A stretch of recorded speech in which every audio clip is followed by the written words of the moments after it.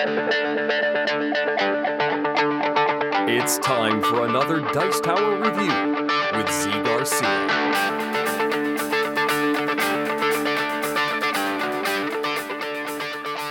Hey everybody, today I am taking a look at London Dread.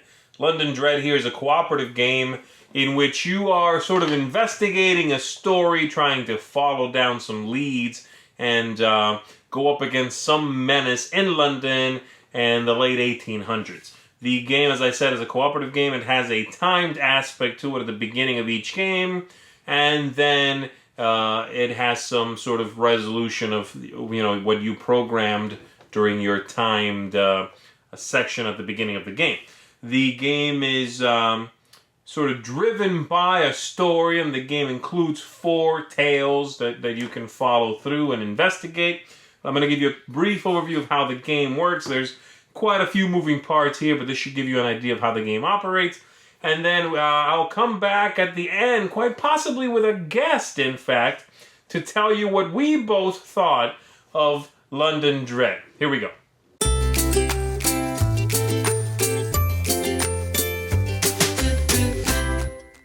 Each game of London Dread is broken up into chapters, and each chapter has 2 phases in it. There's the planning phase, and there's the story phase. The planning phase is timed, which is 12 minutes on the normal difficulty, and you are going to be basically programming your actions over those 12 minutes, and then once that's done, then you do the story phase where everything resolves, alright?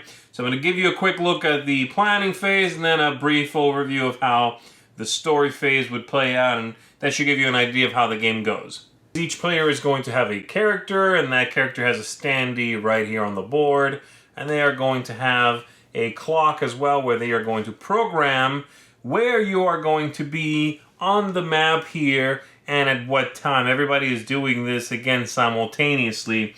You also have a few tokens that are going to allow you to program when you move, where you go, things like that. So for example, if I want to, at 6 a.m., I want to travel north, then I would put a token here facing up so that I know I'm going north. And then if on the north chunk of the board I want to go to the 4th card, let's say, then I would take, I would take a number 4 here, and I would put it there. And now I am exploring that specific card up in the north section of the board up here, okay? So we all have 12 minutes to basically do this, as well as flipping over cards. And this, again, is all real time to decide what you want to do, where you want to go, etc. Now, among all these cards are a few cards that are plot points, and you have to get through those to advance the story. If you do not explore all the plot points by the time the story phase is over, basically before you get to the antagonist, then you are going to fail the game. You're going to lose. If you do explore all of those, there will be a final showdown at the end of the game. I'm not going to go into that. There's going to be some card flipping, some dice rolling for that, but it's just a little too much. So I won't I won't delve into that part of the game. So the programming is that each player is flipping cards over, taking a look at what's there. Boom, this is a great first flip. I found a plot point. And so we know that this plot point, if we go there first, for example, then we will deal with the first plot and roll dice, etc. to deal with that. Now, the programming is basically that's basically it for that. There's also one other thing, which is players have a limited number of these, but there are a few on the board over here which you can take as well. But for every one of these you reveal, you are going to be taking 1 extra dread, and I'll talk about that in just 1 second when I give you the overview of the way the story itself plays out in the story phase, okay? So that should give you enough of an idea of how the planning goes. Let's go to the story phase. Let me also mention before I move on to the story phase that you can download an app for the game, which is going to talk you through the story. It'll read it to you, very atmospheric, and it'll be a built-in timer as well. So it tells you the story, as you can see here. Chapter 1, Unconventional Allies. It's early morning, but you've been awake for hours. This is not the time your cause. So it's very nice. The app is quite well done. But again, that's all planning. So let's get to the story phase. As I said, by now your clock would be mostly filled in here, if not completely filled in. And then you are going to start. Someone is going to be designated as the player that's going to count everybody through the time. And so that person will go, okay, 6 a.m. in the morning, what's everybody doing? If you move somewhere else, you are going to, for example, if this player here went to the east, they simply move here to the east. If this player over here went to 6 and they're already in the west, then they go right there. If they take someone with them, they would go right there, etc. Okay? Now, these cards are resolved in one of two ways. If they're plot cards, they're slightly different. If they are the other kinds of cards that you simply encounter and give you clues, give you benefits, then those are slightly different, okay? The plots are sort of tiered results, so you can do better or do worse. The other ones are more pass-fail, okay? So let's take a look at one of these first. These cards are going to have a difficulty at the top, in the top corner up here. Let's see if I can zoom in on that and give you a closer look, okay? So the difficulty for this card, for example, would be 4. The card has a number of dread at the top, which means if you do not resolve the card before the final encounter, you are going to add that much dread to a dread track that's across the top of the board, and that decides how difficult your final showdown is.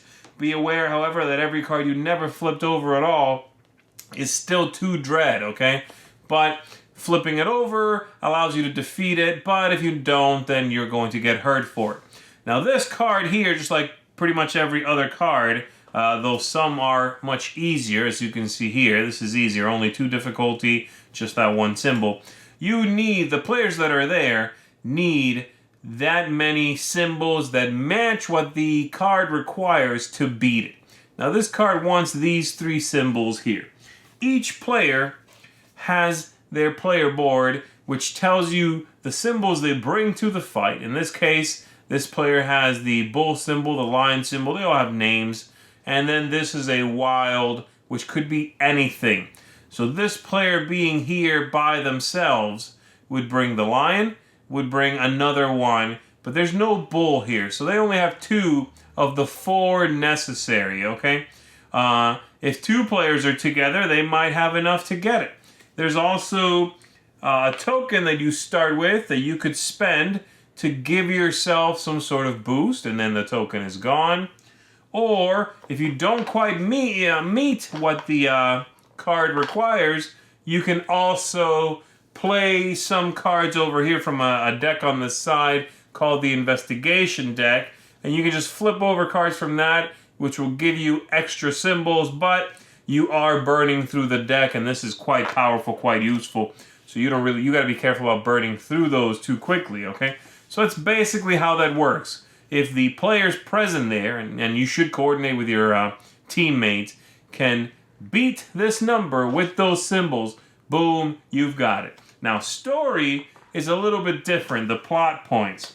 The way plot points work is, as I said, they're sort of tiered, and they, same thing, they have a number of dread over here, and a number of symbols, but there's no number up here. It depends how many successes you get, and these are not guaranteed successes. The way that works is, let's say this player brings, of these 2 symbols, the lion and the owl, I have the lion and I have a wild, that's 2, and so let's say I only bring 2.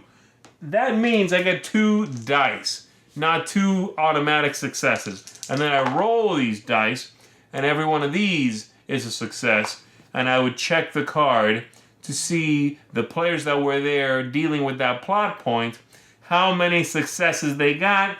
You then flip this over and read a little story and the corresponding level of success. You're going to get better things, basically, for your continuing tale here, the better you do on these plot points. You definitely have to encounter them all or you lose the game, and they even have a time of day at which you must deal with them. Otherwise, if you don't deal with them between that time, then the dread's going to hit you, and you sort of missed your window of opportunity there. You can still do them, but they would have hurt you for that dread. You waited too long is the idea. And that symbol ties into your clock here, by the way, as you can see. So for that card, I need to do it between 6 a.m. and noon. If you do it in that pie wedge, then you don't get that dread penalty, okay? So that's how plot points work. It's not a set number. You just want to have as many successes as possible. And that's basically it for those. And so you're moving around the board. You are dealing with all of these cards you flipped up. You are planning with your teammates. You are sometimes gathering items, which is a small little deck of cards down here. Those are going to allow you to, you can basically exhaust them and get a bonus, or you can burn them completely and get a bigger bonus. You are going to be burning through all those plot points. In the opening scenario here, there are 5. And you know that 1 starts in each of the 4 districts, but there's a 5th, and you don't know where that one starts, so you end up flipping a lot of cards to find that one anyway sometimes, you know. So that's basically it. And then at the end of the game, once you go through the final plot point here, and they are up here, plots, they're lettered, then end game hits, and you, like I said, this sort of changes the whole game where you wipe the rest of the board, you put out some challenge cards, you deal with those challenge cards. That takes a lot of die rolling and burning through the investigation deck here, a few things like that, to then face off against the final antagonist and see if you can win the game. One final thing I want to mention is whenever you're dealing with a plot point, each character is going to have a deck of cards which represents sort of their personality. And so this character here, for example, the soldier, has this deck of cards. And when you deal with the plot points, you shuffle this up, and then you flip over one, which is something about that character, like I said. In this case, he's a musician as well, and he's going to give you a couple of symbols for how many dice you're going to roll. But so sometimes they're great, you know, but sometimes they're a trauma that the character has dealt with before. You know, this player has been in war, this character, and so sometimes that comes back to haunt him. And if you draw this card, then you really get hurt. You would roll no dice for this or for your built-in ones on your character card.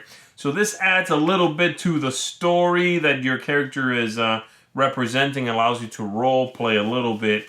And, you know, it's one extra thing to deal with and possibly give you a better chance at taking out those plot points when you're playing. So that should give you an overview of how the game operates. There's quite a few other rules and then rules exceptions and little things like that. But that's a general overview enough that you should have an idea of how to tackle London Dread. And as I said, we are back with a special guest, the illustrious Mr. Sam Healy, to give you some final thoughts about London Dread. What's up? Let me start on this. The one thing I really like about this game, which is the thing that has really risen to the top for me, is I'm a big fan of games that have a good story, but have good mechanisms. And the mechanisms are not random for sake of that story. The game's able to balance both. You know what I mean? It used to be, if you had a good game, if you had a game with really solid mechanisms, it was a boring tale that it told. Yeah, right. Or it was a great story, but then you had to check charts and chuck a bunch of dice for everything. You know, in this game, yeah, there's dice roll and there's, you know, but it's a great balance between good story, great story even, but the mechanisms are solid. You can puzzle things out. You go in knowing if I'm smart, I can do well. And it's not just see what happens. You know what I mean? Right. I think it's a big one for me. I showed the app very briefly, but I also wanted to mention, which I did not mention in the overview, that the app is not a necessity. Correct. You have a storybook in there. You need a timer. You know, you can just give yourself 12 minutes or 10 or 8 if you want to make the game harder, but you don't need the app. The app is great, and it is, as of right now, by the way, as of us recording this right now, it's only available on the Google App Store. iOS is it's pending. It's in approval mode or whatever. But you don't need it. I think it's great, but you don't need it. What did you think, Sam? I think the app, while it is not necessary, if at all possible, use the app. Yep. Because it provides that extra little oomph of the background music, and the people who are reading the scripts did a really good job with it. So if you can get the app, by all means do that, because it will just simply enrich your game experience at that point. It's a free app. You can just download it, from Google right now. Right. So I would definitely encourage you to go down that route. Now, the programming is what kind of maybe held me at bay for a little bit. I was still very pumped to play the game, but I'm not huge on the whole programming aspect of games. Right. This one I absolutely loved because of the cooperative nature of the game. You're not worried about running into other people or somebody else messing up your program. Yeah. You're just all about working together to make everybody's program just be that more cohesive. And I liked the fact that was only the first 10, 12 minutes of the game. Right, 12 minutes, yeah. So, but unlike some games that have a programmed phase and then a secondary phase, the programming is essential, but so is the second half of the game. It's not program and then stand back and see what happens, You very much are engaged during that second half of the game, and that's good because that's the long half of the game. That's a solid hour at least. Yeah. There's a lot of choices that you are going to be making, a lot of things you need to consider, but it all revolves around those first, 12 minutes or so, which I guess at the end of the day would be my only little niggling issue with the game, is that it's not the kind of game that you can sort of learn as you go. that's true. Because those first 12 minutes will destroy your game if you don't know what you're doing. You know what I mean? Mm-hmm. So maybe try like a fake setup round, like go through it one time just to sort of understand it, and then and then go for it, because you can't sort of learn while you play. Yeah, I remember when we were playing at Gen Con, there was I was here and Rob was here, and there was this girl. I think it was a girl. I never really looked up at her, whatever it was. I'm pretty sure it was a girl though. And she was like, "No, you don't want to do that. You want to do this. No, you don't want to do it. You." And she was like alpha gaming, but she wasn't even in the game.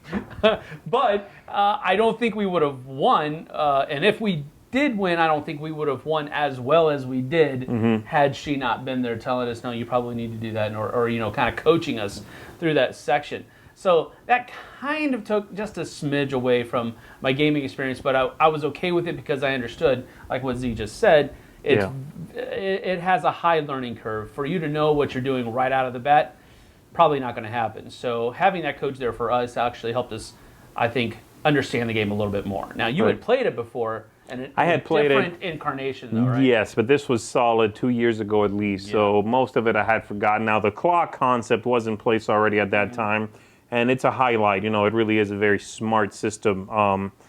But most everything else has sort of evolved from there, and as far as I can remember anyway, Right. Now, I have read some comments from folks that say that the rule book was kind of hard to get into. Now, I did learn both that original time and now when I played it a few times again, I learned from someone. But I did read the rule book for setting up, for understanding the story. I don't find it to be problematic myself, but just be aware that seems to be a thing folks are saying out there. I think it's okay. I think it's not that difficult to learn. And while it's sort of perhaps hard to get into because the game is an original concept, you're going to have a hard time sort of figuring out what they mean. Like what it means, how do you play. I don't think it's a badly done rule book. I think it's well done. I have that struggle in a lot of different new rule books. When I'm coming into a new game, I almost have to set up the entire game, and as it's telling me to do it, I go ahead and do it so that I can. That doesn't seem right. Oh, it means this way. So I have that trouble with a lot of rule books. I don't think that's inherent with just this one particular one. Right. I think it's just maybe it's the person more than the actual rule book. I don't know. As far as replayability goes, you have the 4 stories in there. Again, besides the first one, which is what I showed you, the other ones do have 2 chapters. But the gameplay, even if you do the same story, even if you do that same introductory one, all the cards will be set up differently. You'll have different characters. You'll have different items, which were displayed at the bottom there of the game. There's enough variety there and variability that I think the game has legs. And if they ever come up with an expansion, it'll be gravy on top. But even as it is right now, I think there's plenty of game there to dig into. Yeah. So that's basically it for me. I give it a great. I mean, this is a very high recommendation from me. It's a type of game which feels fresh, gives you, as I said, good story but good gameplay, great artwork. The whole thing really does flow well, and it's not even that short of a game. It's a lengthy game, but it'll keep you engaged in what's going on. So for me, a big recommendation. Now, most of you probably know this was on my top 5 games that I was looking forward to playing at Gen Con, and it did not disappoint for me either. We are actually agreeing upon something, and according to some viewers out there, the skies are supposed to open because this rarely happens.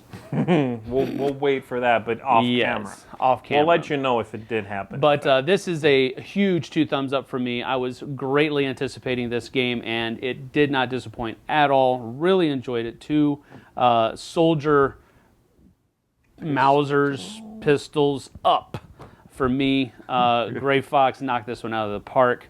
So that was very cool. Cool. All right. So that's it for us. Go check it out. London Dread. Thank you, Sam, for joining me. Thank you for having me. We'll see you next time, folks. We're out. See you on the flip side. Thanks so much for watching the Dice Tower videos. Find more great videos and reviews, as well as our top-rated audio podcast at Dicetower.com. You can also find other great shows at DicetowerNetwork.com. I'm Eric Summerer, and you've been watching The Dice Tower. The Dice Tower is sponsored by Cool Stuff Inc., where you can find great games for great prices. Cool stuff in stock. Check them out at CoolStuffInc.com.